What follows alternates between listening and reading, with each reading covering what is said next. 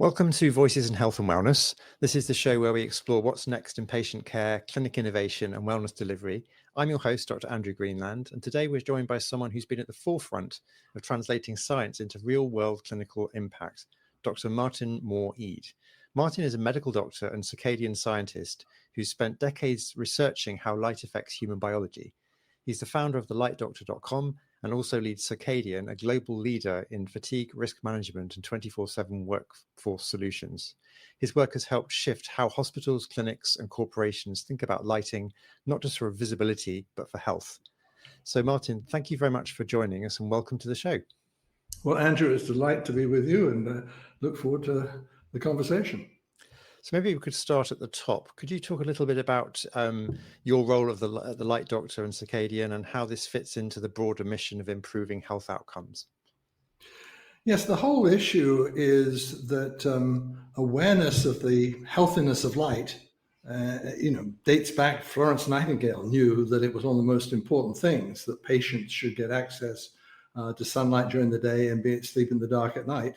Written up in her textbook of 1860. By the turn of the century, people were being put outside in the sunshine, curing all sorts of ills. But we've got very lax to do with light, with all our fascination with modern technology, antibiotics, and the rest of modern medicine, that actually we've got ourselves into a very adverse situation in that we're living under very unhealthy lighting conditions. So just to explain it, briefly, for the first 10,000 generations of human existence, our ancestors lived outside much of the time. They're in bright daylight. They slept in the dark at night. They might have candles and wood fires, but they basically slept in the dark. And we've changed all that. We've moved indoors. About 95% of the time it's indoors in front of screens. We use lights that we now know are unhealthy. So my whole work has been to identify this. It started back at Harvard Medical School, where I led the team that identified the clock in the human brain, the suprachiasmatic nucleus, the circadian clock. We located it. We figured out for the first time that it was indeed synchronized by light. No one believed the clock existed, or that light was the key signal at that time. And then from there, we figured out how it related to all sorts of medical disorders, not just sleep and fatigue, but also immune disorders, cancer, diabetes, and the rest. More recently, my work has been to look for solutions in lighting, because since about the last 10 years, since about 2014, when LEDs were introduced, we've been under a very, very artificial world, driven by the visual appearance of the light and its so-called energy efficiency. That's what's been the focus. We got rid of incandescents, which actually we now learning are much healthier than these LED lights. We got rid of halogen lights. The whole energy climate change, I fully agree with, doing what we can to save the planet, but not at the cost of human health. So my work has been in academia at Harvard Medical School for 23 years, in consulting to industry. That's the firm Circadian I founded 42 years ago, with offices around the world. How you translate this science into the workforce, health, well-being, sickness, absenteeism, productivity, accidents, injuries, and so forth. But more recently, into actually seeing if we're going into a new field, which is how do you create LED lights? How do you create lighting? To actually identify the precise part of the light spectrum that is causing the havoc. The beauty is that it's actually a very narrow band of blue in the light spectrum that's causing the problem. And so that's a sort of a brief summary, and then we can dive into where you want to go. Lovely. So was there a kind of key turning point that made you realize that light was being under-leveraged in clinical care? Because you've obviously had this very long journey of interest in light, but what was the point when you realized, there's really something in this clinically? Well, I think the big issue turning point was around the year 2000, when 3 major studies came out identifying the rate of breast cancer being 50% or more greater in people who were exposed to light at night. And that was people, whether they were sleeping with the lights on or people working at night. And that then led to the World Health Organization in 2007 coming out with a proclamation or a decision that there was it was a carcinogen, essentially, light at night. That then led I was already by my consulting firm consulting to over half the Fortune 500 around the world. And they came to me and said, Martin, what can we do? We can't do a thing. We can't turn the lights out. We can't shut down our businesses. We have to run around the clock. We're running oil refineries, railroads, airlines, you name it. We have to run nuclear power, etc. We have to run nonstop. And that's when I started to get serious about, oh my gosh, there's a whole, and by the way, other disorders were rapidly identified in terms of diabetes, heart disease, immune disorders, and many more. So it was clear that we had to rethink lighting, and yet the whole lighting industry was racing towards this, these blue pump LEDs they use, which is the most efficient way to convert electricity into light. And regulations were put in place that were constraining this, and as I say, incandescence will be banned. And so that's the real turning point, was realizing that here's all this sickness. It's clearly related to ill design, not fit for purpose lighting in terms of human health. It's fit for purpose in terms of vision. You might even argue that, quality of light, but it's certainly not fit for purpose in terms of human health. And yet the lighting industry fundamentally doesn't think about health when they're selling lights. They're thinking about aesthetics and about energy utility bill costs. Interesting. So what do you, what's your typical day look like at the moment? Are you still hands-on? Are you more focused on the research and development side? What's your kind of typical way that you do all this work? Well, first of all, the consulting firm I founded, I built a very strong team around the world, and my son, Andrew, actually showed a real affinity for this. And so I was able, as I got into this, taking a detour out in terms of developing lighting, having to start a business, venture capital, capital and all the rest of it to get that lighting business going. I handed over the consulting firm to Andrew, and he's running that today, and he does it very well. So I just keep other than keeping an eye on that, I'm not directly involved. My day is largely, I'm in the, and as I say, the last 10 years, I've been inventing and putting into practice and so forth, and then selling the technology to a major lighting company where I served as chief medical advisor for the transition. So my day to day is communicating. I mean, the biggest problem is getting the message out there. It is, it's like DDT before Silver Spring, before a Silent Spring. Rachel Carson's book, which is over 50 years now, everyone was using DDT, spraying on everybody, causing all sorts of ill health. And the book came out, and it changed the whole view of it. And it was banned after a while. So I've got a little mission in hand, and they're saying, look, light is as important as anything else. And we use incredibly unhealthy lights. And now, if you've got a problem but not a solution, that's not too helpful. But actually, there are now solutions. We now have various types of light sources that are directly evidence-based, proven to be beneficial for health. In other words, we can solve this problem. So the barrier is education. The problem in a market is always lighting companies will say, well, we can build this stuff, but will anybody buy it? And if no one buys it, we'll continue to build it. So you have to have the consumer demand, but consumers don't know what they want or what they need. And so it's this education effort. And so that's the real shtick I'm on. It's podcasts such as this. It's a book I've written called The Light Doctor. Sales, it came out last year. Sales are climbing. Just in the last month, it's been increased, ramping up 20-fold above the previous months. I mean, so it's starting to really take off. A lot of people buying because it's a book. If I can just give a brief statement about it, it's a book that explains this to every person. In other words, it's aimed at the average person who's interested, explains it all, explains what the problem is, explains the solution, explains how you can find the solutions and so forth, and sort of translates this science for a general audience.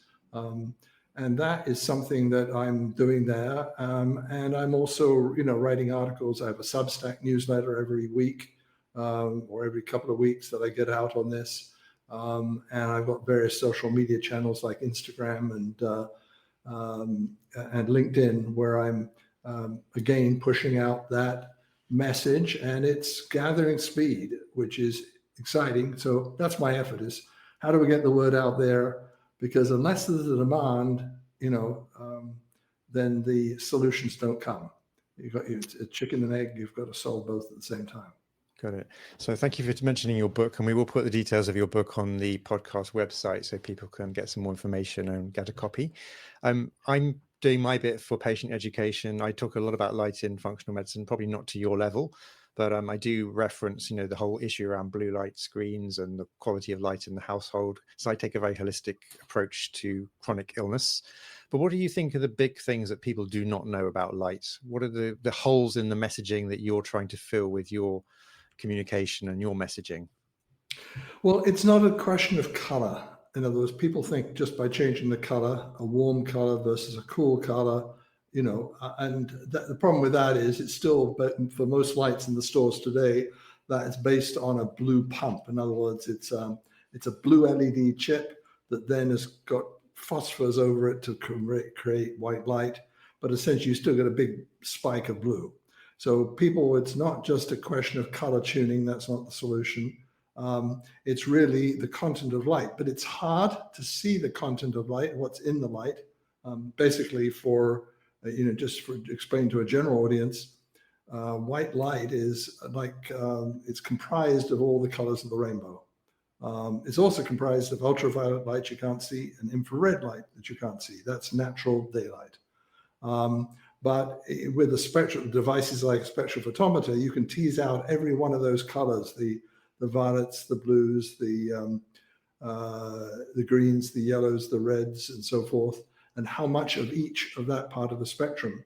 And it turns out that every part of that light spectrum has some biological or medical significance. So it's fascinating. Some of the light that's down at 380, which is in the deep, deep violet, barely visible, is actually has an effect on blood flow in the eye, in the developing eye, and whether you're going to get myopia as a child or not.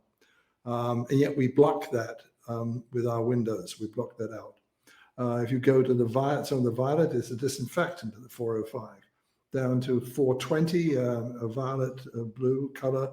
That's a part of the spectrum that is alerting. It actually produces cognitive performance and alertness. As you get into the, as I say, we've talked about the aqua blue, or around 480, which is the circadian clock resetting. And all this you can be mapping by receptors in the eye, opsin, which are the photochemicals that are detecting it, different opsins. And then, of course, when you get into the red part of the spectrum, that now is shown to be very important in terms of cellular health and healing. Healing happens much faster with red light. And when you get into the near infrared, fascinating, this is the spectrum that you just can't see, but it's still lots of it in sunlight. It contributes to warmth. Lots of it, by the way, in incandescent light bulbs that we're missing today. But that is penetrating the body. So sunlight goes all the way through the human body and out the other side. People don't realize that infrared portion of it.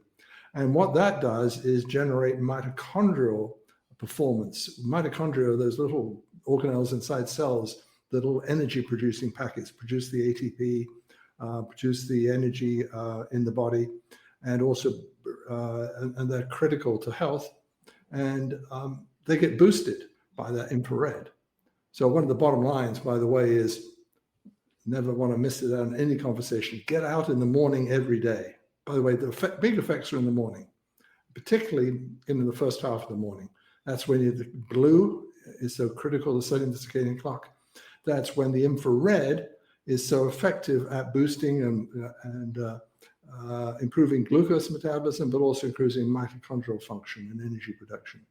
So we're learning it. It's a rapidly developing, new papers coming out every day, very rapidly developing area. But we know enough now to know that sunlight is enormously helpful. And we also know a lot to know that blue rich light at night is enormously harmful. And so we know enough to start designing solutions which are going to get better and better over time. Interesting. I mean, I'm getting patients to do a lot of the things that you talk about. So this really, really resonates. Are you seeing more awareness or demand around topics like light exposure, sleep health, circadian alignment from younger patients? Do you get any sense of younger patients more aware of this stuff, or are you really having to educate everybody? Well, I think it's educating everybody at this stage, and it certainly is interest. I see a broad spectrum of people. They come from different areas. In the audience that I end up speaking to most of the time are health conscious people, particularly people get health conscious, most health conscious, I find, when they get married or have a partner and they start having children and they start concerned about their health and their child's health. It's a very good time. So health conscious parents is a great group of people. But I'm also seeing a lot of interest in an aging population because exposure to daylight is amazing effects, in fact, increasing lifespan for up to 5 years, longevity, not healthy longevity. Golfers, for example, who play a lot of golf, they're going to spend 2, 3, 4 hours out when they play that golf outside, live 5 years longer. That's 300,000 golfers in Sweden compared to 300,000 age-matched, socioeconomically matched non-golfers, right? 5 years extra life. Mm-hmm. And I don't think it's all the exercise of swinging the club. I think a lot of it's got to do with the sunlight. So learning that longevity question. And then, as I say, I think there is the lighting industry is fascinated by this. I mean, they see this. I think there's a general acceptance in the lighting industry. All lights are going to be circadian. I led a team of 250 scientists around the world who've done and published most work in this area, published it recently, came out with a consensus study that all lights are going to need to be circadian. The industry gets that. They just are waiting for this demand to justify the investment and walking away from what they traditionally do. Right now, unfortunately, 98% of what they produce on the store shelves and install in buildings is these unhealthy static blue-rich lights. And static means they don't change. Critical thing about lighting has to change. What you need to see during the day is radically different from what you need to see during the nighttime hours. Got it. What happened during the pandemic? Because we were stuck inside for long periods of time. Did you notice anything from a clinical scientific point of view around lighting and how it affected us all? Oh, I think it was part of the general malaise and ill health and so forth at that time. I do know, I mean, I think the most insightful studies are some of these, for example, the Biobank study done in the UK, 86,000 people who were given light meters to track how much light they saw during they were exposed to during the daytime and then during the nighttime. And if you divided out those who saw the most daytime light, they had less diabetes, less cardiovascular disease, and so forth, less psychiatric illness. In fact, the difference between about a 20-30% difference in psychiatric depression, anxiety, and a lot of the ills of our time, quite frankly, I think can be associated with being indoors. I've been reading papers recently suggesting that the crisis of infertility, in partly, in declining, that we're not meeting the 2.2 children per woman needed to sustain a population, is partly related to sperm motility and so forth, and that's in turn related to light exposures. I think we're finding there's so many parts of our modern life are at fault. Now, what we've done, by the way, you might say, what was the lifespan when Edison invented the light bulb? Well, the average lifespan was 39 years. Now, an average lifespan is maybe 79 years or 78 years, somewhere like that for the average person.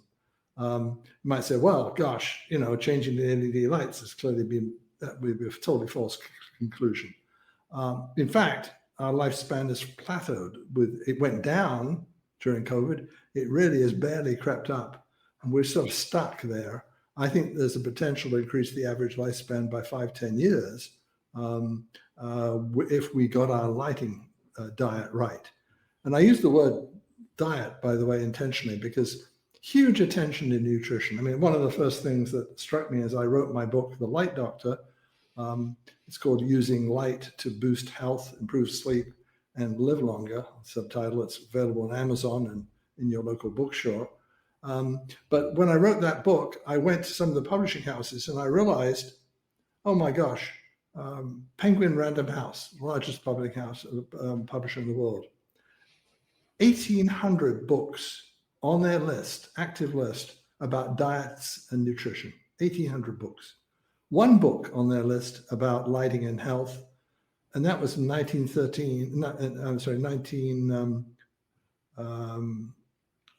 It was came out 19. Well, it came out before LED lights existed, right? The only book on the list. So it was like, so we use the word light diet. That whole process of what is your light diet, your nutritional diet? What is junk food? What is junk light? What is ultra processed light? The LEDs, junk ultra processed light, junk ultra processed food. Let's translate that language. It's exactly equivalent. It's a wonderful simile.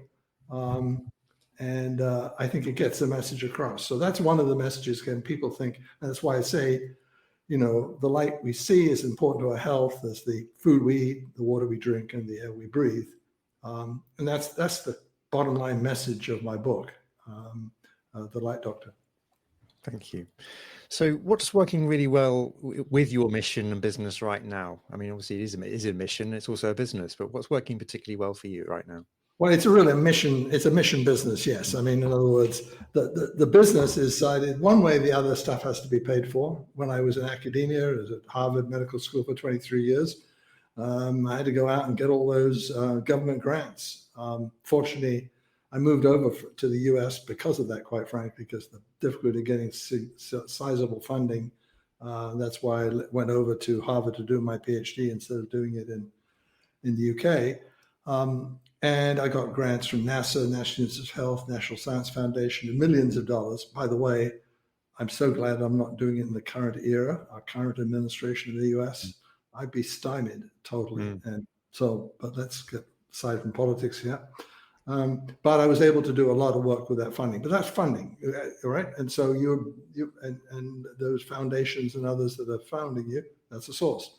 If you want to go out and do it without applying for government grants and funding, which is a long process, then you have to, money has to come in some way. It either has to be a business that creates money, whether it's selling books or consulting services and so forth, or it has to be a product and so forth. So, and to get there, you also need to raise money.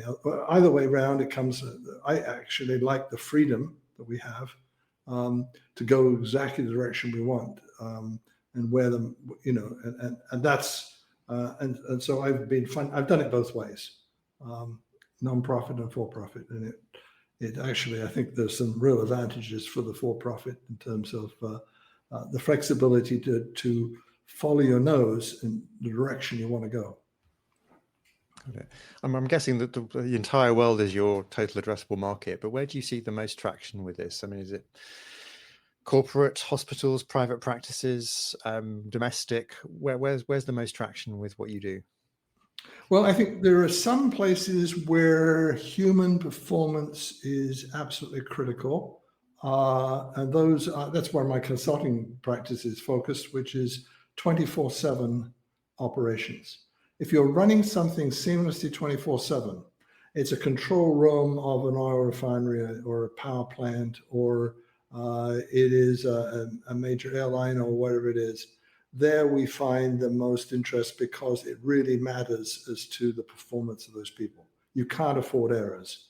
I think, when we started, we were pointing out that the major accidents of the last 50 years, 3 Mile Island, Chernobyl, the Bhopal incident, chemical spill, and so forth, the Exxon Valdez, all occurred in the middle of the night in fatigued people.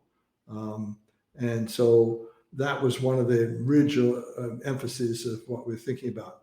But that critical performance, and so yes, so when we originally developed these lights that vary the circadian, in other words, rich in blue during the day, zero blue at night, We put them into first uptake point was the 24/7 operations, put into 65 different Fortune 500 companies, adopted the lighting.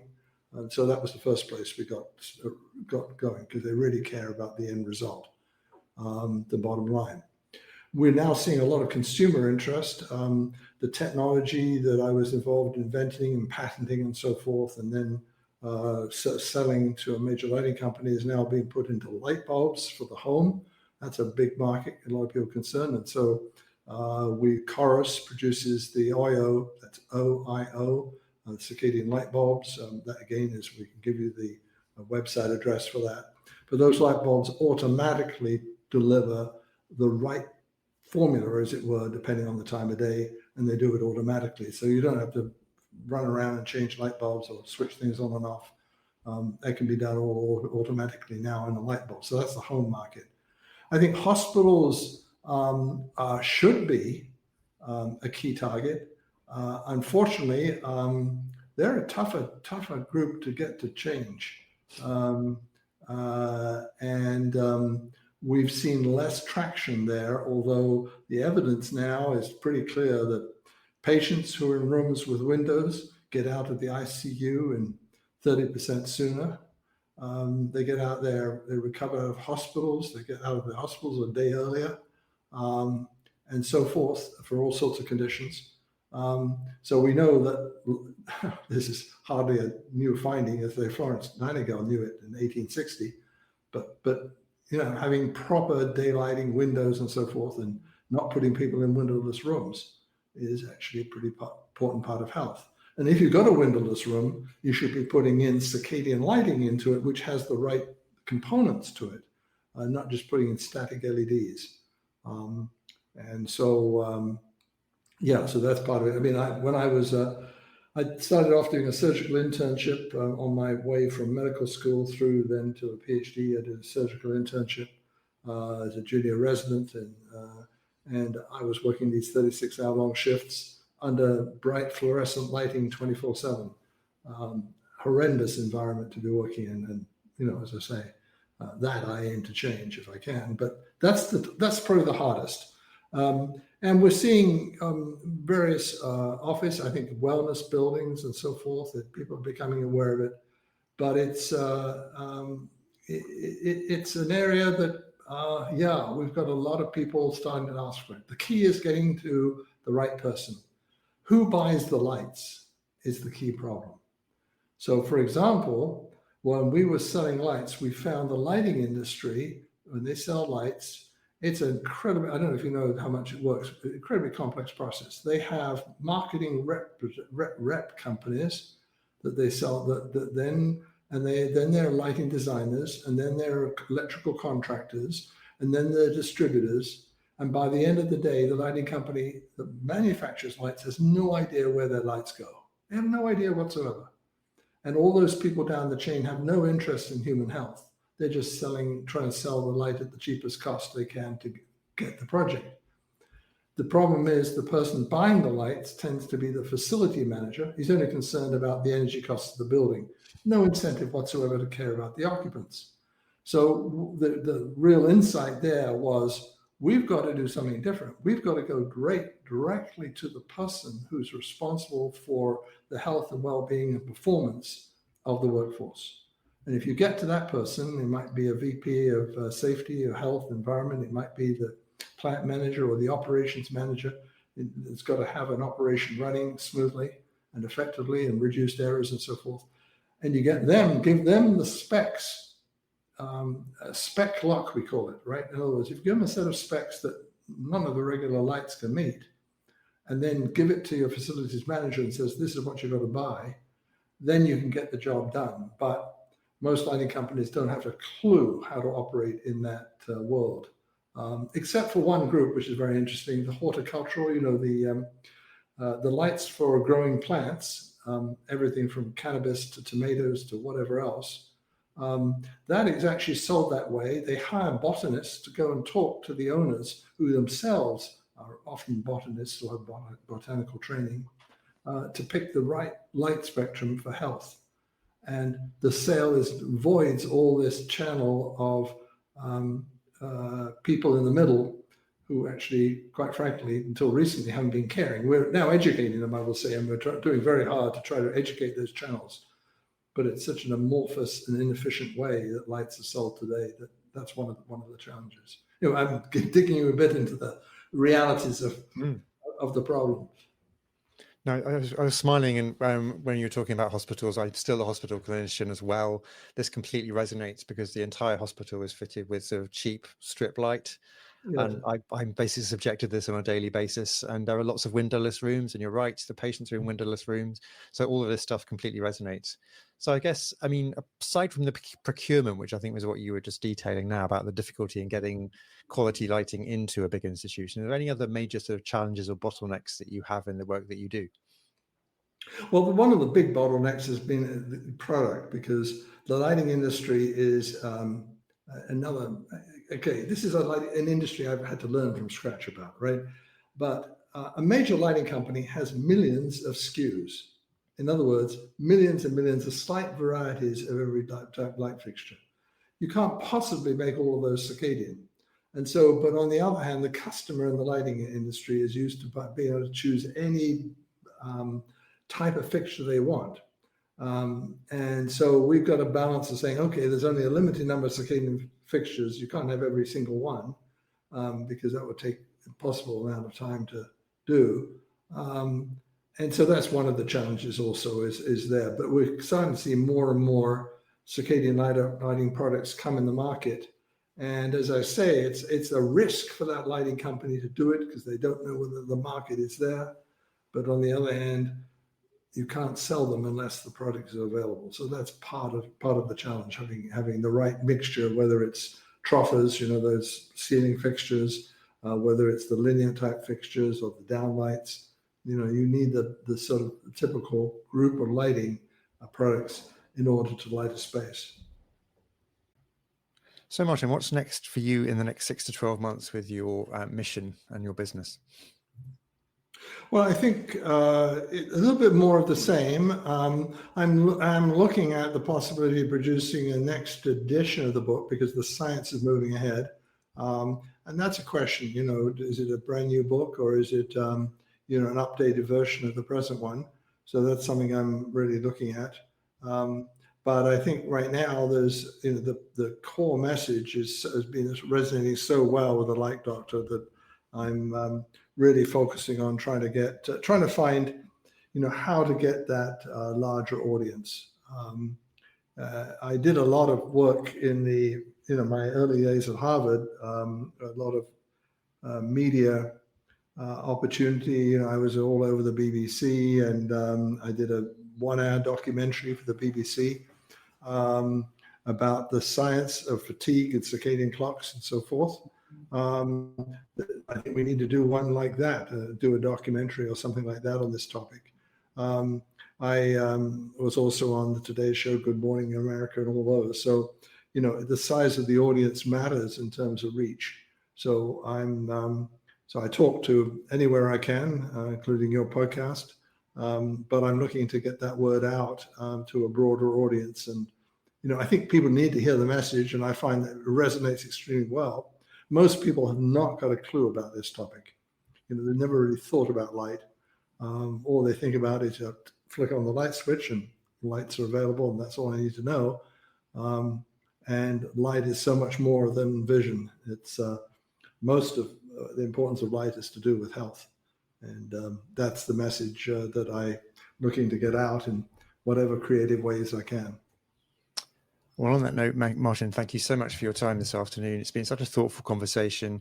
Really appreciate your insights, not just around light and health, but also how you're kind of trying to get your mission out to more people and do some wonderfully good work. So thank you very much for your time. Very happy to put your details of your book on the website and any other details you'd like us to promote for you. But thank you again for your time. Really appreciate it. It's been a very interesting conversation. Well, thank you, Andrew. I've enjoyed it.